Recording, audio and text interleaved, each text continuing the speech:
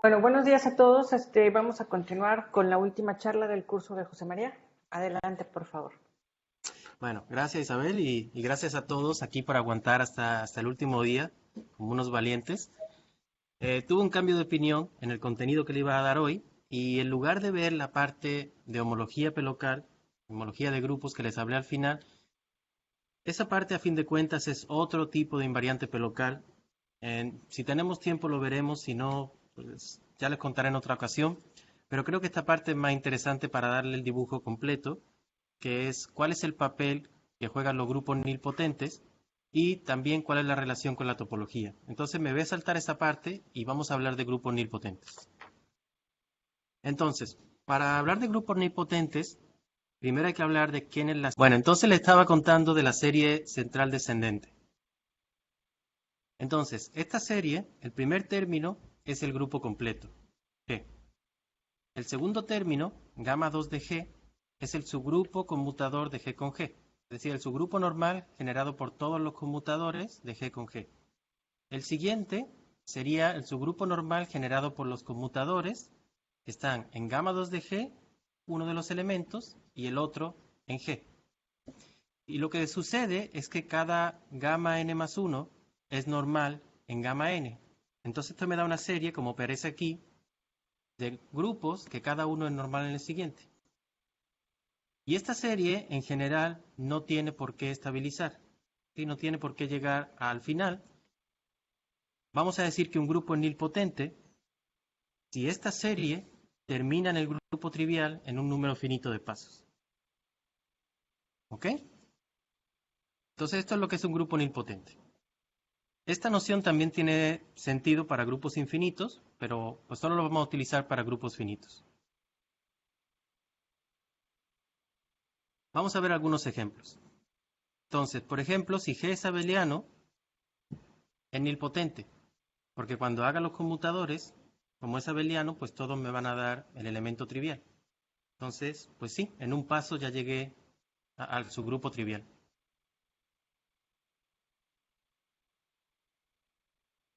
Un ejemplo de un grupo que no es nilpotente es sigma 3, porque cuando hago el gamma 2 de sigma 3, me queda el subgrupo que tiene al 1, 1, 2, 3 y 1, 3, 2. Pero cuando lo repito y hago el gamma 3, me vuelve a dar el mismo. Y el gamma 4 también me vuelve a dar el mismo. Entonces, nunca llego al subgrupo trivial.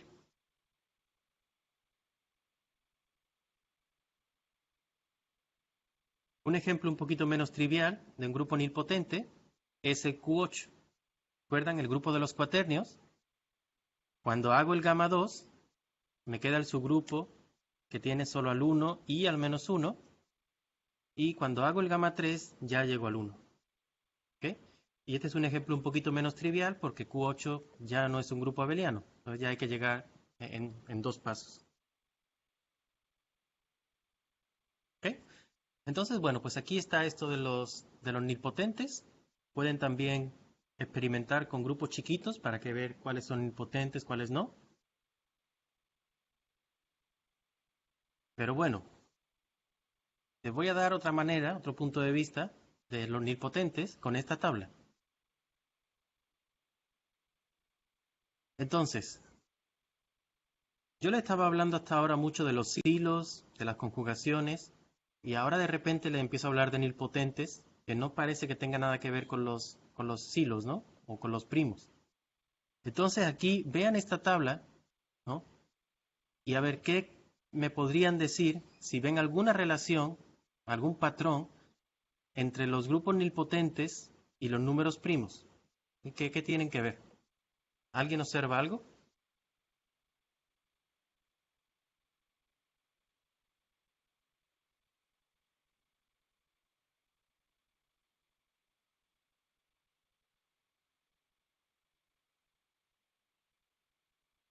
¿No se animan?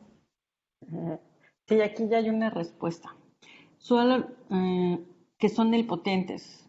Los grupos de orden primo son nilpotentes. Los grupos de orden primo son nilpotentes. Muy bien, eso es cierto. ¿Alguien tiene alguna otra respuesta? Solo hay un grupo para cada número primo. solo hay un grupo para cada número primo. Bueno, sí, porque eso es una cosa ya de teoría de grupos, ¿no? Todos los grupos de orden primo tienen que ser cíclicos. Sí.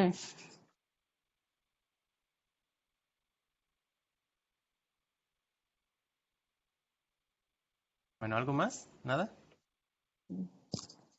Pues no he puesto nada. Nada más. Bueno, Ah, le sí, ya voy a tenemos dar, otro. a ver, También los de orden p cuadrado. también los de orden p cuadrado, muy bien. También los de orden p cuadrado, como vean, como por ejemplo en el 4, todos los grupos son nilpotentes.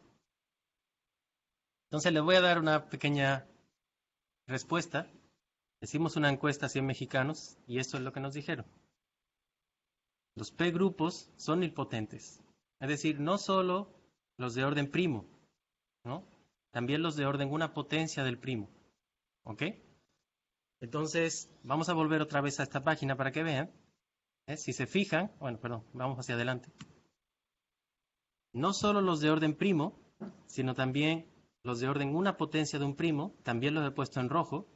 Y si ven, todos los grupos son nilpotentes. Entonces, en particular, esto incluye al Q8. El Q8 tenía orden 8, ¿no? Es un P grupo, es un 2 grupo. Pero hay otra cosa más, que es un poquito más difícil de ver, sobre todo porque la tabla no me cabía hasta 100, ¿no? Entonces, con tan poquitos grupos es difícil de ver. Pero fíjense en esto también que le estoy sombreando en verde. Primero fíjense en el verde clarito. Hay dos grupos nilpotentes de orden 4, hay dos grupos nilpotentes de orden 9, y de orden 36 hay 4, que es 2 por 2.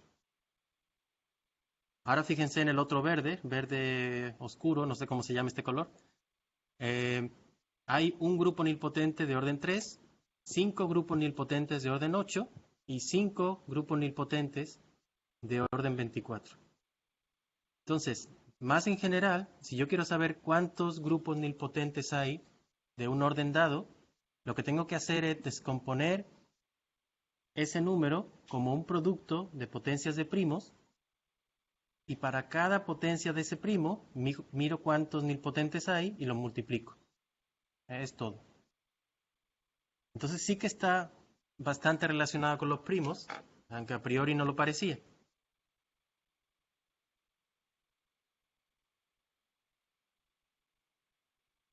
Y bueno, les quiero explicar también cómo saqué esta tabla, porque obviamente yo no me puse a hacer esto a mano. Para sacar esta tabla con gap, primero definí L, que es la lista de los números que van desde el 1 hasta el 40. Después agarré la lista que me da el tamaño de todos los grupos de ese orden dado. Entonces hay un grupo de orden 1, un grupo de orden 2, un grupo de orden 3, dos grupos de orden 4, etc. Y luego hice lo mismo, pero pidiéndole además que fuera nilpotente. Y le puse esta condición aquí de que sea un grupo nilpotente y pues ya me dio la lista.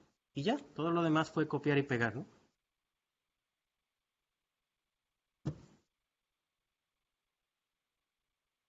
Bien.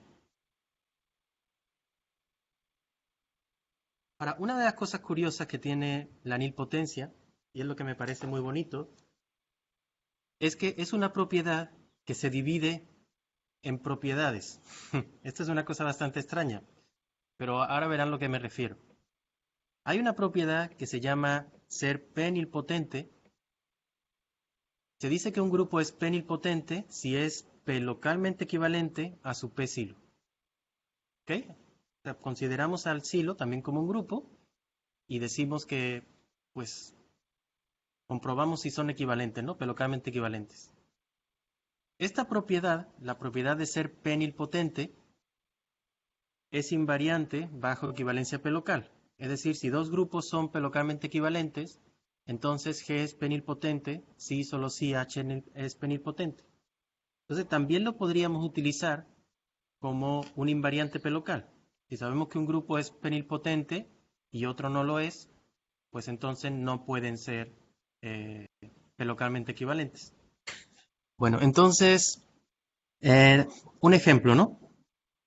Un ejemplo, por ejemplo, es sigma 3.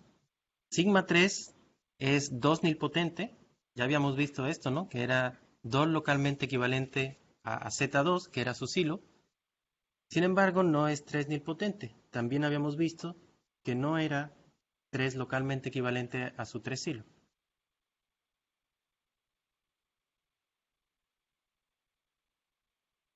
Ahora, ¿cómo compruebo esta condición? Resulta que es muy fácil comprobar si un grupo es penilpotente. No hay que hacer tanto de la definición. Simplemente tenemos que comprobar que los elementos de orden primo a P forman un subgrupo. Es todo. En general, si yo me tomo los elementos de orden primo a P, comprobar que un grupo es penilpotente es muy sencillo.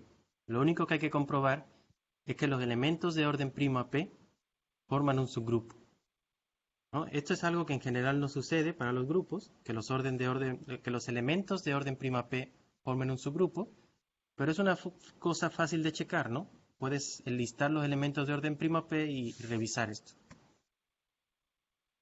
Entonces vamos a ver un ejemplo donde vean que lo podemos hacer a mano. Entonces, si queremos checar que A4 es 2 nilpotente o no lo es, lo que tenemos que hacer es agarrar los elementos de orden prima 2, que en este caso serían todos estos, ¿no? Incluyendo el trivial. Y todos estos elementos en total son 9. Pero claro, A4 no puede tener un subgrupo de orden 9 porque el orden de A4 es 12. Entonces 9 no divide a 12. ¿Ok? Entonces A4 no es 2 nilpotente. Vamos a ver si es 3 nilpotente. Los elementos que tienen orden primo a 3 son estos 4 de aquí. Y estos 4 de aquí sí que forman un subgrupo, ¿sí? De hecho, ya habíamos visto antes que este era el 2 silo de A4. Entonces, como forman un subgrupo, A4 es 3 nilpotente. ¿Okay? Bastante fácil, ¿no? Y bueno, si me tomo un primo que sea mayor o igual que 5, entonces los elementos de orden primo a 5 van a ser todos. Entonces forman un subgrupo y entonces A4 también va a ser P nilpotente si P es mayor o igual que 5. Bueno, ¿tienes sentido? ¿Alguna pregunta hasta ahora?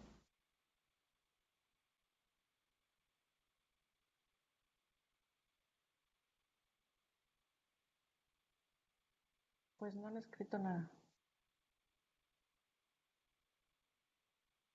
Ok. Bueno, si no hay pregunta, continúo. Es fácil checar si un grupo es nilpotente o penilpotente con gap. Entonces voy a probar, por ejemplo, con el grupo alternante que ya hemos hecho.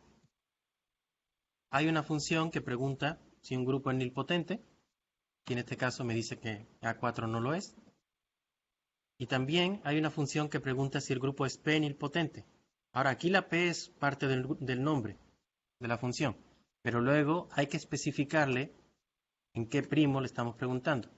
Es decir, en esta función lo que estoy preguntando es si G es 2 nilpotente. Y me dice que no lo es. Luego le pregunto, ¿es 3 nilpotente? Pues sí. ¿Es 5 nilpotente? Pues también. Entonces sí, también fácil. Otra cosa que podemos hacer, vamos a fijarnos en el grupo cuaterniónico que tiene la identificación 8,4. No solo podemos preguntar si el grupo es nilpotente, sino que incluso podemos sacar su serie central descendente. Entonces ya primero le pregunto que es nilpotente, ya sabíamos que era cierto.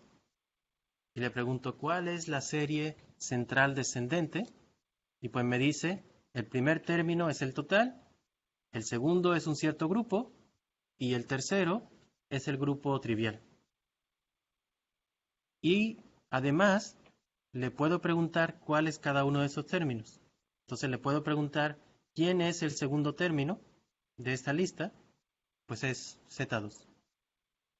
Que si recuerdan era lo que nos había quedado, ¿no? Nos había quedado el subgrupo que tenía al 1 y al menos 1.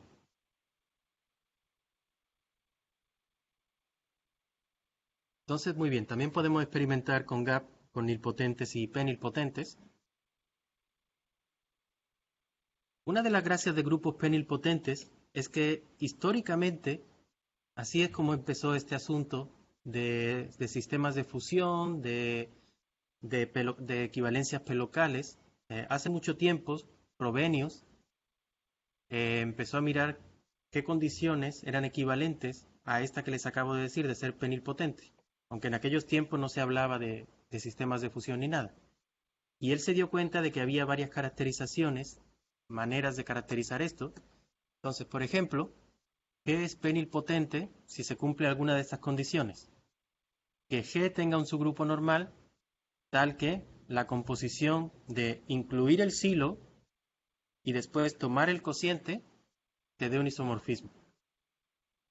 De hecho, este subgrupo normal es el subgrupo normal generado por los elementos de orden primo P. Otra condición equivalente, que si yo tengo dos subgrupos que son G conjugados, entonces tienen que ser S conjugados. O lo mismo, pero con elementos. Estas son cosas que muchas veces son muy fáciles de comprobar. Y es también un poco la gracia de los grupos p-nilpotentes. O una última condición, que el grupo de automorfismos de cualquier subgrupo de S, bueno, de automorfismos por conjugaciones, sea un P-grupo. Cantarero, ahora sí tenemos una pregunta. Sí, adelante.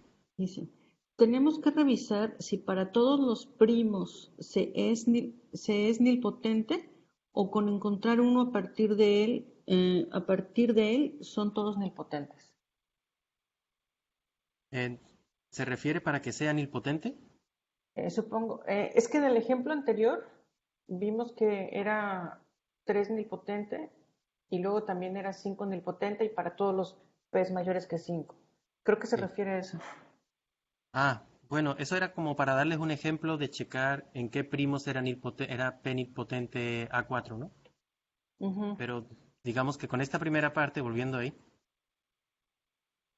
entonces, esta primera parte es para checar simplemente que A4 no es 2 nilpotente. Ya con esto terminé, ¿no? Porque ya comprobé que los elementos de orden prima 2 no forman un subgrupo. Ahora, la siguiente parte era para comprobar que A4 es 3 nilpotente. Y entonces tomé los elementos de orden primo A3 y vi que formaban un subgrupo. Y esta última parte, pues también era lo mismo, ¿no? Para cada primo mayor o igual que 5, me tomaba todos los grupos de orden primo AP, que en este caso tenían que ser todos, y así ya sacaba que era p-nilpotente para P mayor o igual que 5. No sé si entiendo la pregunta bien. Bueno, aquí hay otro comentario de Karina que dice que todo P grupo es nilpotente. No sé si es ayude a contestar también la pregunta de Zach B. Y todo P-grupo es nilpotente, eso sí es cierto. Bueno, Zach B dice que sí, que gracias. Parece que Ok, ya quedó. bueno, si queda más duda me puedes volver a preguntar luego, ¿vale?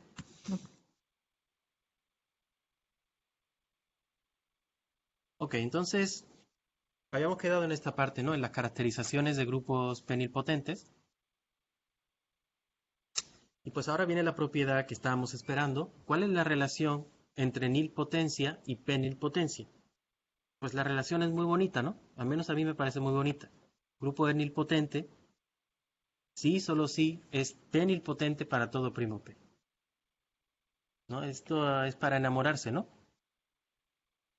Porque para mí lo que esto dice es que la propiedad de nilpotencia se divide en todas estas propiedades, ¿no? Y tengo que checar localmente cada una de ellas para poder obtener un resultado global, ¿sí? Digamos, para mí una cosa global es algo que depende del isomorfismo, ¿no? Si dos grupos son isomorfos, un grupo es nilpotente sí, solo sí, el otro lo es. Mientras que las otras propiedades de p-nilpotencia son propiedades locales. Si G es P localmente equivalente a H, G es p-nilpotente sí, solo sí, H lo es. Entonces, a partir de muchas propiedades locales, estamos sacando una propiedad global, ¿no? Y esto es un poco la idea de ir de local a global, que se utiliza mucho en álgebra y también en topología. Ahora, no les voy a dar la demostración de esto, pero la razón por la que esto se cumple es que los grupos finitos que son nilpotentes en realidad son muy sencillos, son productos de todos sus hilos. Y de aquí viene también la razón por la que en la tabla, si yo quería saber cuántos grupos nilpotentes había de un cierto orden, lo que tenía que hacer era dividir mi número, expresar mi número como un producto de potencias de primos y luego multiplicar la cantidad de nilpotentes que había en cada una de esas potencias. Entonces de ahí salía esa propiedad, ¿no? Pero claro, eso también me dice que para checar que un grupo no es nilpotente, es suficiente con checar que no es penilpotente para algún primo. Entonces, por ejemplo, vimos que sigma 3 no es 3 nilpotente, por lo tanto no es nilpotente. También vimos que A4 no era 2 nilpotente, por lo tanto tampoco es nilpotente. ¿Ok? Bueno.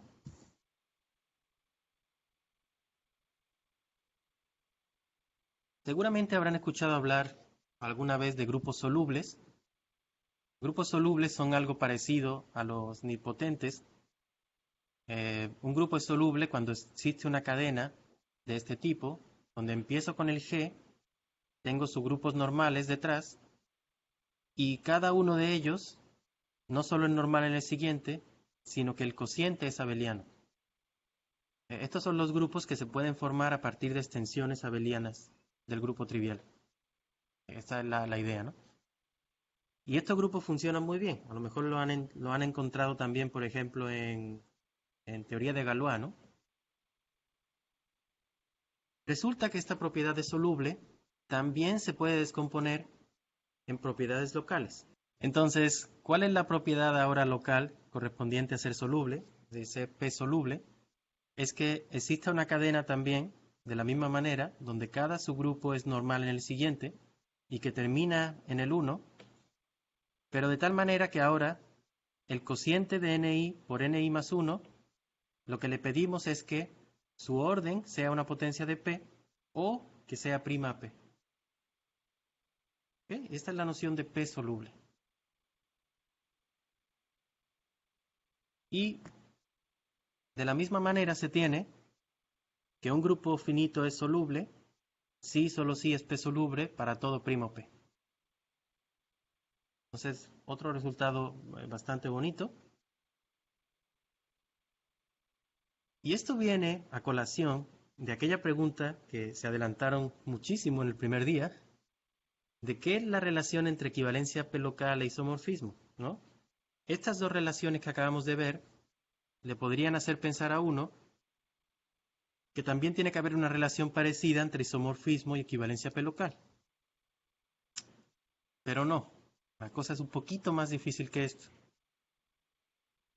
Si dos grupos son isomorfos, sí van a ser P localmente equivalentes para todo P. Pero al revés, no va a ser cierto del todo. Ahora les diré cuándo sí. Vamos a ver un ejemplo que no es tan difícil, los grupos no son tan grandes, que nos sirve de contraejemplo. Entonces, vamos a ver primero que estos dos grupos son P localmente equivalentes para todo primo. Si recuerdan el simétrico y este dicíclico de orden 12, que vimos en la primera, creo que fue en la primera charla, que era un producto semidirecto de Z3 con Z4. Entonces, primero, como sigma 3 es 2 localmente equivalente a Z2, sigma 3 por Z4 es 2 localmente equivalente a Z2 por Z4. Ahora, el grupo dicíclico tenía como 2 hilo un Z4. Vamos a ver que es 2 nilpotente. Para ver qué es 2 nilpotente, lo que voy a hacer es encontrar todos los elementos de orden primo a 2. Entonces me tomo un elemento cualquiera, ¿no? Aquí está un elemento cualquiera, mn, y quiero que su orden sea primo a 2.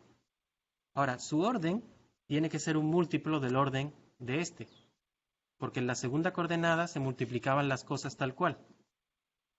Y como esto está en Z4, puede tener orden 1, 2 o 4. Claro, en el momento que tenga orden 2 o 4, pues ya la fastidié. Así que tiene que ser 1. Y la única manera que eso pase es que n sea el 0. Entonces, los únicos elementos que tienen orden primo a 2 son estos 3. Y estos 3, pues sí que forman un subgrupo. Por lo tanto, el grupo dicíclico de orden 12 es 2 nilpotente. Eso quiere decir que es 2 localmente equivalente a su silo, que es Z4. Y por lo tanto, cuando lo multiplico por Z2, es 2 localmente equivalente a Z4 por Z2. ¿Ok? Y entonces, pues ya utilizando lo que teníamos antes, es 2 localmente equivalente a sigma 3 por Z4. Bueno, muy bien. Ahora vamos a checar en el primo 3. Primero sacamos los 3 silos de cada uno. Este S es el silo del dicíclico por Z, bueno, perdón, del dicíclico, y este S' es el 3 silo de sigma 3. Pero en este caso pueden comprobar que todos los automorfismos de S se pueden lograr mediante conjugaciones del dicíclico. Y todos los automorfismos de S' se pueden lograr mediante conjugaciones de sigma 3. Y es que en este caso esto es muy fácil de checar, porque como estos dos grupos son Z3, solo tienen dos automorfismos, la identidad y multiplicar por 2. Y cada uno de ellos se puede lograr con conjugaciones. De hecho, para S' ya lo habíamos visto. Y para el otro, pues, también es fácil. Entonces, cualquier isomorfismo va a preservar fusión, porque cualquier isomorfismo me va a dar un isomorfismo entre out de S y out de S'. Esto me diría que el grupo dicíclico de orden 12 es 3 localmente equivalente a sigma 3. Y luego, fíjense en esta parte de abajo, sigma 3 por Z4 es 3 localmente equivalente a sigma 3 porque Z4 tiene orden prima 3. Así que Z4 es 3 localmente equivalente al subgrupo trivial. Luego, con lo que hemos hecho arriba, esto es 3 localmente equivalente al dicíclico. Y luego, esto es 3 localmente equivalente al dicíclico 12 por Z2, porque Z2 tiene orden prima 3. Entonces ya hemos probado que estos dos productos son equivalentes en el primo 2 y en el primo 5. Perdón, y en el primo 3. Y para los otros primos, pues es más fácil todavía, porque como 5 no divide al orden de ninguno de estos dos grupos, pues los dos son P localmente equivalentes al subgrupo trivial. Así que son P localmente equivalentes entre ellos. Entonces aquí tenemos dos grupos que son P localmente equivalentes para todo primo P.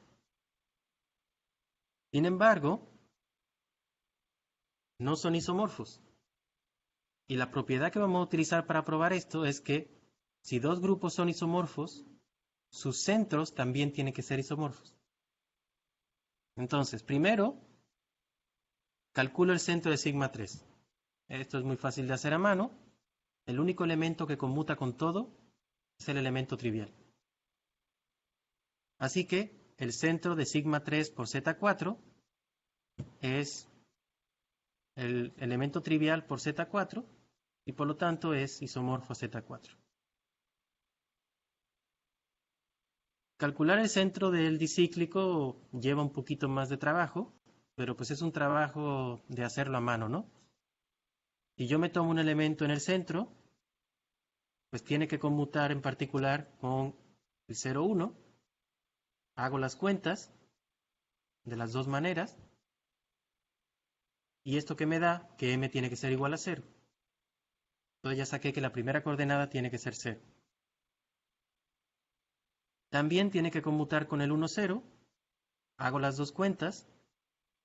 Y para que estos sean iguales, pues me tiene que dar que el n es igual a 0 o 2. Así que ya me quedaron solo dos posibilidades. Y luego vamos a comprobar que esas dos posibilidades sí que están en el centro. Y sí, obviamente el 0, 0, que es el elemento trivial, conmuta con todo. Pero también comprobamos que el 0, 2 también conmuta con todo. Entonces, el centro del grupo dicíclico de orden 12 tiene dos elementos, así que es isomorfo a Z2. Y por lo tanto, el centro del producto va a ser Z2 por Z2. Entonces, como ven, este centro es Z2 por Z2 y el otro centro nos había dado Z4. Así que estos dos grupos no pueden ser isomorfos porque sus centros no son isomorfos. Realmente es un ejemplo muy interesante, ¿no? Porque si te pones a intentar hacer a mano así que no son isomorfos, ves que tienen muchas cosas en común, ¿no? Todas las cosas que uno intenta hacer, vamos a ver qué elementos tiene de orden 2 o qué elementos tiene de orden 3. Hay muchas cosas que tienen en común. Claro, muchas cosas tienen en común porque son localmente equivalentes para todo primo.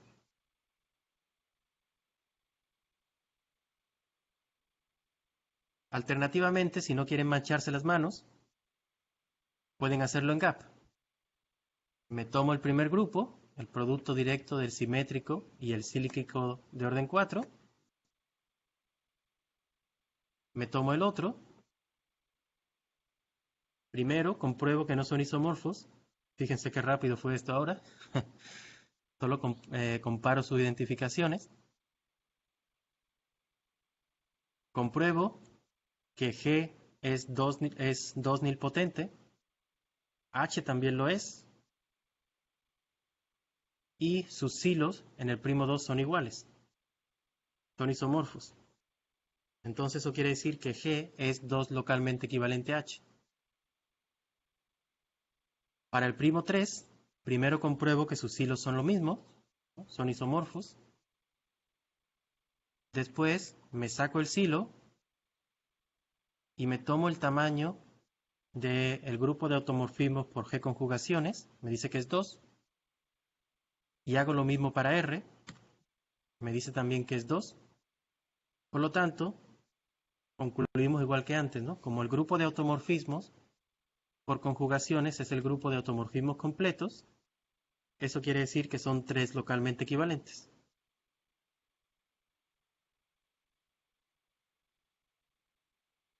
Bueno, ¿alguna pregunta sobre esto? ¿Sobre estos ejemplos?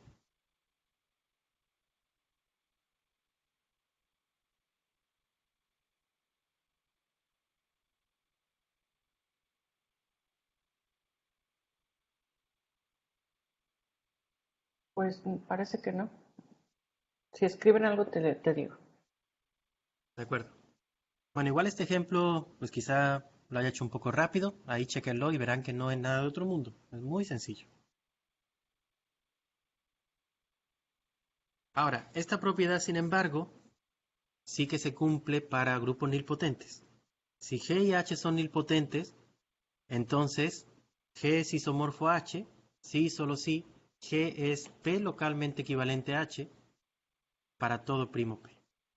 Entonces, dentro de los grupos nilpotentes sí se comportan bien con respecto a pasar de propiedades locales a propiedades locales completamente, ¿no? Porque puedes pasar de equivalencias P locales a equivalencias globales moviéndote en todos los primos.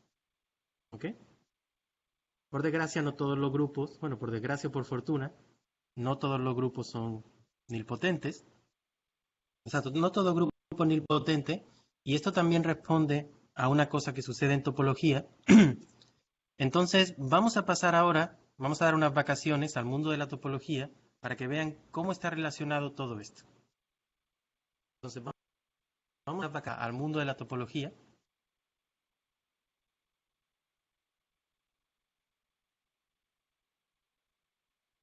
varios ejercicios, ahí los revisan también.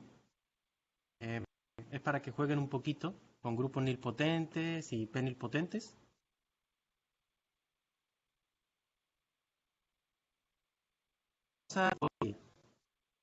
José María, lo Entonces, último que dijiste no lo escuchamos. lo último que dije fue que aquí tienen una serie de ejercicios también para que puedan comprobar, para que puedan practicar esto de la nilpotencia y la p-nilpotencia. Okay. Entonces, bueno, pasemos ahora a espacios. Entonces, hay una máquina, ¿no? Pero esta máquina es un poquito más avanzada. Por una parte le metes grupos y por otra parte te saca espacios topológicos. Esto es lo que se llama el espacio clasificante. Yo por un lado le meto G y por el otro lado me saca BG. Este BG es un espacio topológico. Y esta máquina cumple que si G es isomorfo a H, entonces BG es homotópicamente equivalente a BH. Es decir, BG se puede deformar de manera continua en BH. De nuevo, esto para los que sepas es un funtor. O sea, esto es lo que cumple, ¿no? De hecho, en este caso, solo sí.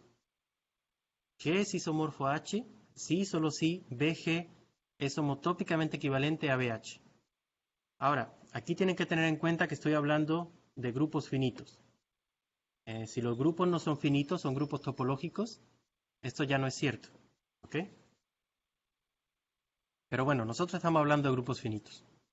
Entonces, como les dije, esta notación de X barrita Y quiere decir que X se puede deformar de manera continua en Y.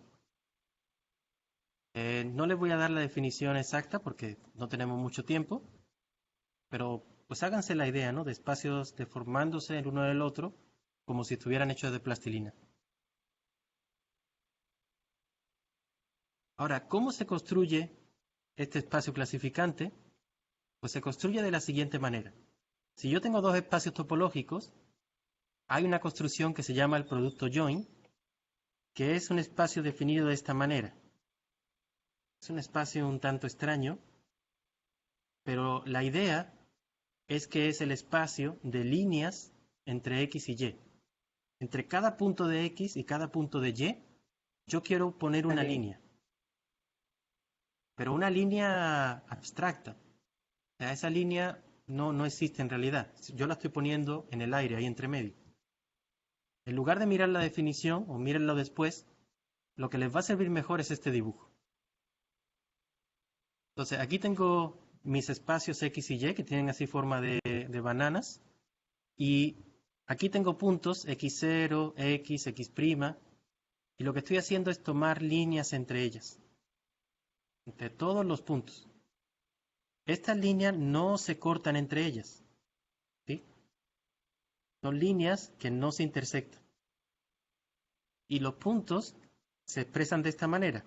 Miren la línea de aquí abajo. El punto que corresponde al principio de la línea, que está entre Z y W, le llamo 1 por Z más 0 por W. Pero no es que esté multiplicando los números por los puntos, es solamente le llamo así, es un nombre. Al punto que está en medio, le llamo 0.5Z más 0.5W. Y así parametrizo toda la línea. Y hay una manera de darle una topología a este espacio, que es lo que digo en la lámina anterior, es la topología cociente. ¿Okay? Entonces, si han visto algún curso de topología, habrán visto que es la topología cociente, eso es lo que le pongo.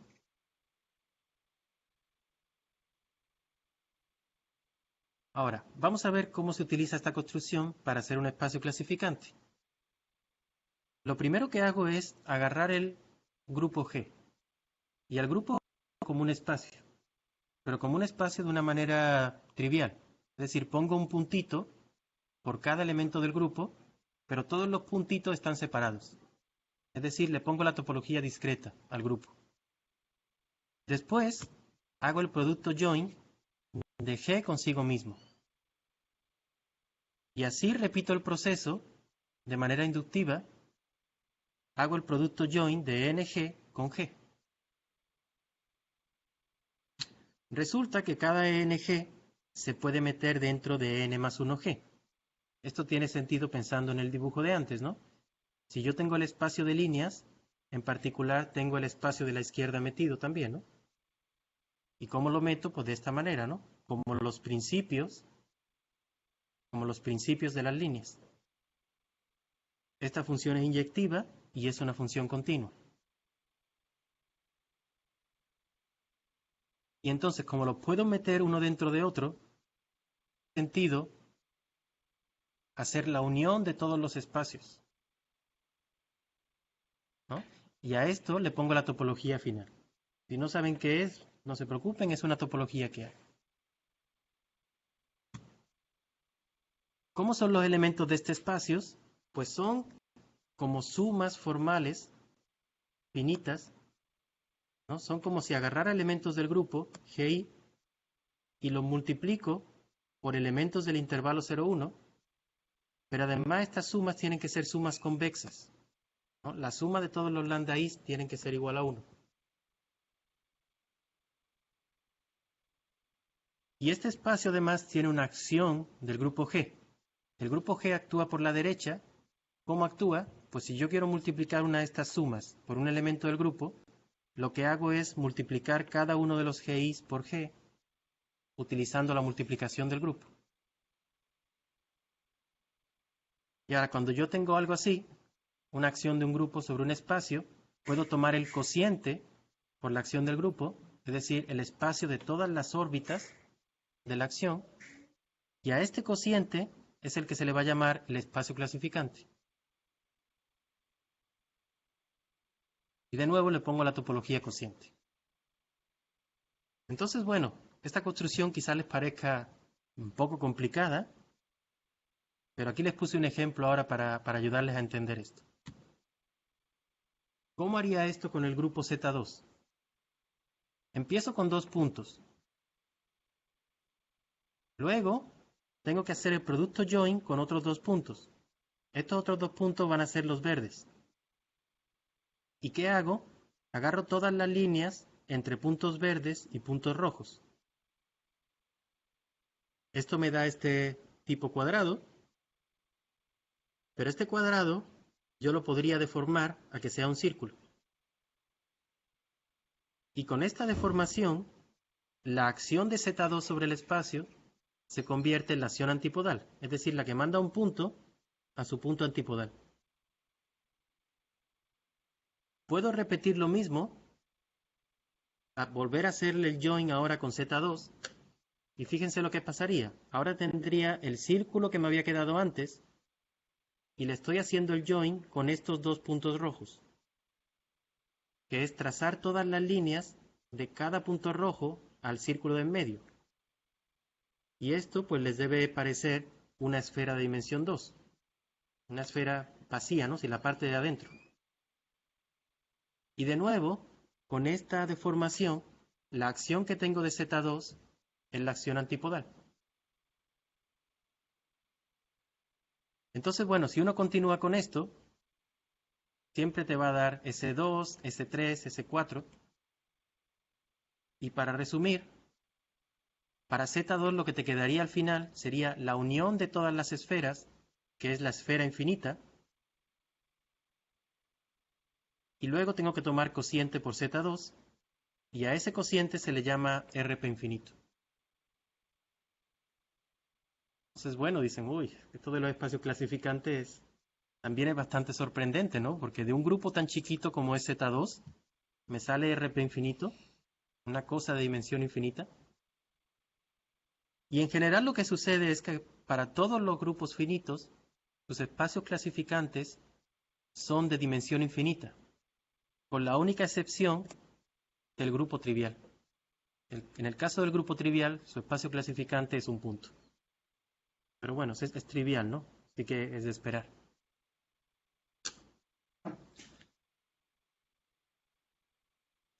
Ahora, déjenme agarrar un par de minutos más y acabamos. La cosa es que el estudio local de grupos que hemos estado haciendo también tiene un espejo en el mundo de los espacios topológicos. Si yo tengo un espacio topológico, también tiene una versión local en el primo P y una versión local también en el primo cero, por así decirlo, que se llama XQ. A mí me gusta pensar en esto que no es que yo pueda ver estos espacios dentro de X, pero que el espacio X, si lo miro de una manera correcta, se descompone en piezas, una que se llama X2, otra se llama X3, X5 y otra que se llama XQ. Y así una para cada primo. A estos espacios se les llama la P-completación de X y la racionalización de X. Y la idea es que si un espacio es suficientemente bueno, no es demasiado raro, uno puede recuperar X a partir de sus P-completaciones y su racionalización, salvo deformación. Esto es bueno porque esto es como decir que quiero hacer argumentos de que pueda hacer cosas localmente y luego regresar la propiedad global. Y esto es lo que dice este párrafito de aquí abajo, ¿no? Que para muchos problemas es más fácil reducir el problema a un problema local, resolverlo en el contexto local y luego intentar pegar las respuestas para obtener una respuesta global. Ahora, resulta que si yo me tomo como mi espacio precisamente el espacio clasificante de un grupo finito, hay un espacio también que se llama Z infinito de BG, que ya no les voy a decir quién es, que es el producto de todas estas P completaciones, pero este producto es finito. A partir de cierto punto, todo lo que me dan son puntos, a partir de cierto primo.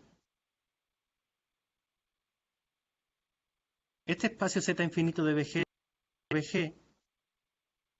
pero solo es BG, solo se puede deformar a BG exactamente cuando G es nilpotente. Entonces aquí la relación, ¿no? Cuando G es nilpotente, el espacio clasificante se rompe como todas estas piezas productos de BGP. Muy análogo a lo que ocurría antes. Y bueno, recuerden la conjetura de Martino-Pridi. Entonces ahora esto tiene que tener sentido un poco más, ¿no? Ya les he contado quién es BG, quién es BH, quiénes son las P completaciones. Ya sabemos qué quiere decir esto. Y la verdad es que esta conjetura tiene mucho sentido desde el punto de vista que les he estado hablando de los invariantes P locales. Y con esto quiero terminar, porque muchos de los invariantes que hemos visto, todos se pueden interpretar en términos de este espacio BGP. La homología, que no llegamos a ver, corresponde a la homología del BGP. Este cociente, G por OPG, corresponde al grupo fundamental. Este otro, el cociente por el focal, es el H1 con coeficientes en los p-ádicos. Ser penilpotente también tiene una interpretación topológica y también hay una interpretación para otros que no llegamos a ver, ¿no? Entonces, bueno, la idea de esto es que vean qué tan relacionado estaba las propiedades P locales del grupo con las propiedades de este espacio BGP. Y por lo tanto, pues no es tanta sorpresa que esta conjetura se cumpla, ¿no? De ahí salió la idea de por qué tenía que cumplirse. En fin, voy a cerrar aquí. Si tienen algunas preguntas, pues adelante.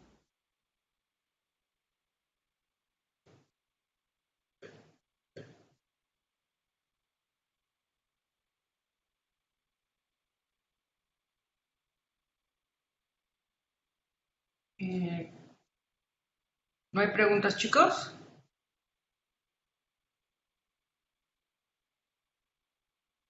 Bueno, pues parece que se quedaron muy emocionados, José María. Pues bueno, bueno, como les había... ya tenemos una pregunta. ¿Hay algún problema que haya servido, espérenme, de motivación para este estudio? ¿Para el estudio P local te refieres? ¿De espacios A ver, o para el de grupos? vamos a ver si contesta el chico. Sí. Bueno, hay otra pregunta mientras que dice que si los espacios VG surgieron en algún otro contexto. Sí, los espacios VG ya existían desde antes de este problema. Son muy importantes porque sirven para estudiar las acciones que un grupo puede tener en espacios topológicos. Cuando un grupo tiene una acción muy buena en un espacio, una acción libre, el cociente es lo que se llama un as principal. Y los espacios VG clasifican los ases principales. Entonces de ahí es donde surgieron originalmente. Eso fue como el nacimiento topológico y luego fue cuando se observó que realmente estaban muy relacionados con las propiedades del grupo, las propiedades algebraicas. Ok, bueno, vuelvo a repetir la pregunta anterior. ¿Hay algún problema que haya servido de motivación para este estudio y es el estudio de equivalencia P local y de la relación con topología? Bueno, uno de los problemas, por supuesto, fue esta conjetura de Martino-Pridi.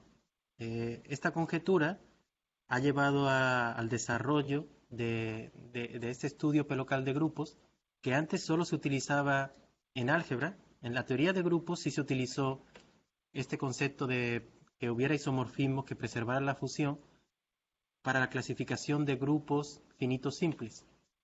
Para la clasificación de grupos finitos simples, resulta que estudiar que dos grupos sean dos localmente equivalentes, es decir, en el primo 2, juega un papel muy importante en la clasificación.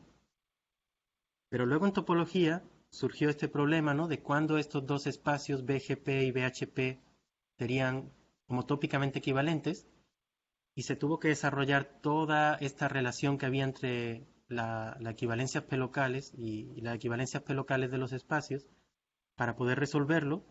Y la verdad es que pues, es una teoría muy bonita que se desarrolló. También hubo otra motivación mucho anterior para el desarrollo del estudio local de los espacios, ¿no? Pero eso ya es mucho anterior, cuando la gente estudiaba los grupos de homotopía de esferas. Seguramente hayan oído hablar, si han visto un curso de topología algebraica de esto. Los grupos de homotopía de las esferas son invariantes muy importantes para la topología, pero la gente se dio cuenta de que estos grupos eran finitamente generados.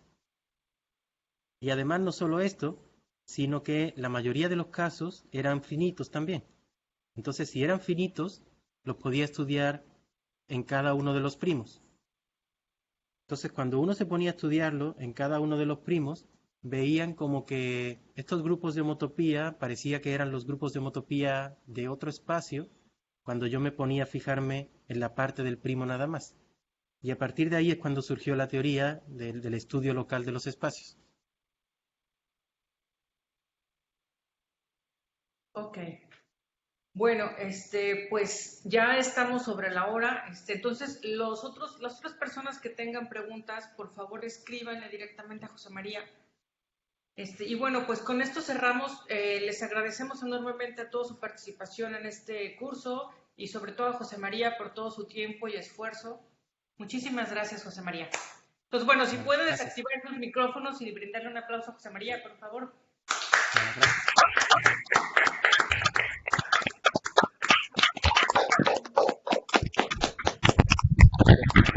Muchas gracias a todos por atender. Y como le comentaba Isabel ayer, hay partes que no me han terminado de dar o partes que no he podido dar en tanto detalle. Si alguien tiene interés, que me escriba con detalle. Si hay muchas personas que tienen interés, me pueden escribir. Podemos organizar una sesión de Zoom adicional donde les respondo preguntas. Simplemente me escriben y nos ponemos de acuerdo. Ok, pues muchísimas gracias. Ya nada más un comercial para los chicos. Las constancias del curso se las hacemos a partir de la próxima semana. Bueno, muchas gracias. Hasta luego.